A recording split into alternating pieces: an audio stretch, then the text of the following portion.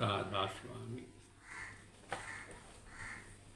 ఈ ఎపిసోడ్లో డయేరియా అంటే నీళ్ల విరోచనాల గురించి తెలుసుకుందాం. సాధారణంగా నీళ్ల విరోచనాలకి చిట్కాలనే ముందు పోడోఫైలం 30, క్రోటండిక్ 30 రెండు కలిపి కానీ ఆల్టర్నేట్ చేసి కానీ ప్రతి 2 గంటలకు డోసు ఇచ్చినట్టయితే ఎలాంటి విరోచనాలైనా తగ్గడానికి ఆస్కారం ఉంది. తర్వాత నాలుక మీద తెల్లని పోతుంటుంది, తేన్పులు కూడా ఉంటాయి,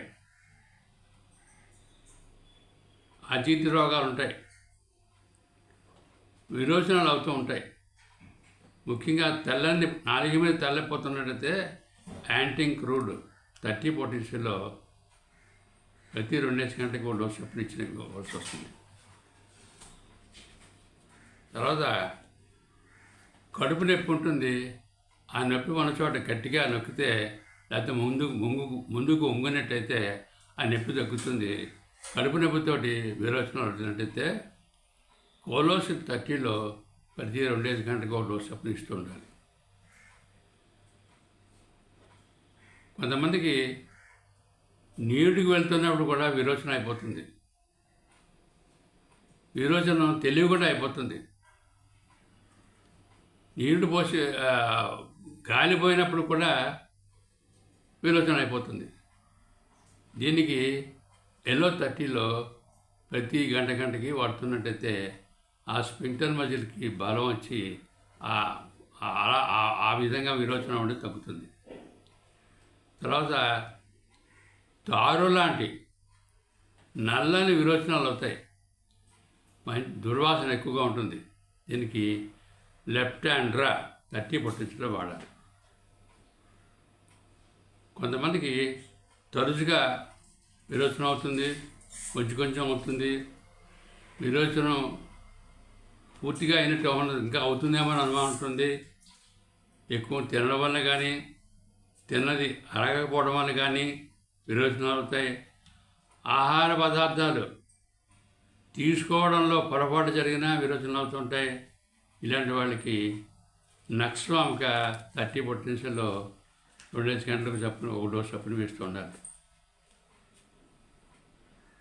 తర్వాత విరోచనాలు పగలు మాత్రమే అవుతాయి, రాత్రుల్లో అవ్వవు. దానికి పెట్రోలియం 30 పొటెన్షియల్లో వాడాలి.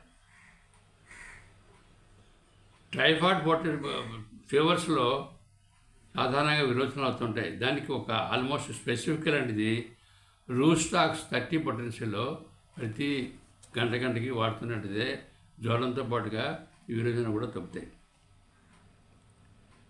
విరోచనం రంగు కానీ వాసన కానీ అయ్యే విధానంలో కానీ తరచుగా మార్పులు ఉంటూ ఈ విరోచనాలు సాయంత్రం కానీ రాత్రి కానీ ఎక్కువైనట్టయితే, అంతేకాకుండా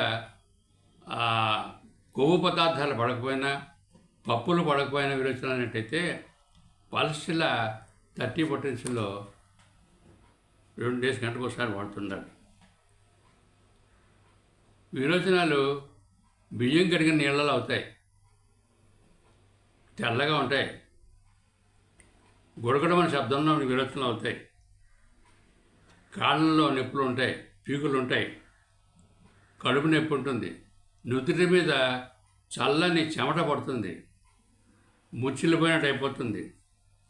ఇలాంటి విరోచనాలు సాధారణంగా కలరాలో అవుతూ ఉంటాయి.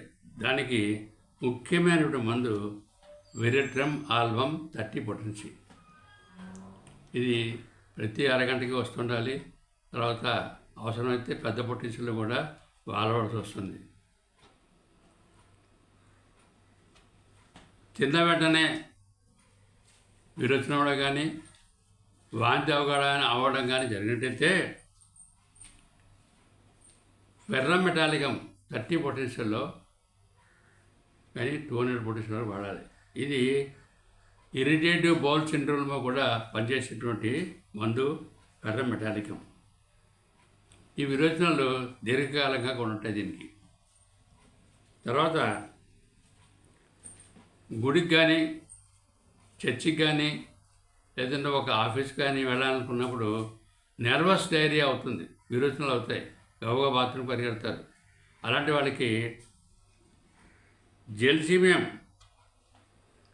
30 పొటెన్షియల్లో వాడినట్టయితే తగ్గుతుంది. దాంతో తగ్గబడినట్టయితే అర్జెంటన్ నైట్రియం 30 పొటెన్షియల్లో కానీ 200 పొటెన్షియల్ కానీ వాడినట్టయితే తగ్గుతుంది. 30 పొటెన్షియల్ అయితే 2-5 గంటలకు ఒకసారి చొప్పున వాడాలి. 200 పొటెన్షియల్ అయితే రోజుకు ఒక డోస్ చొప్పుని వారంలో 5 రోజులు వాడినట్టయితే ఆ క్రానిక్గా ఉండేటువంటి ఆ సెన్సేషన్ తగ్గుతుంది.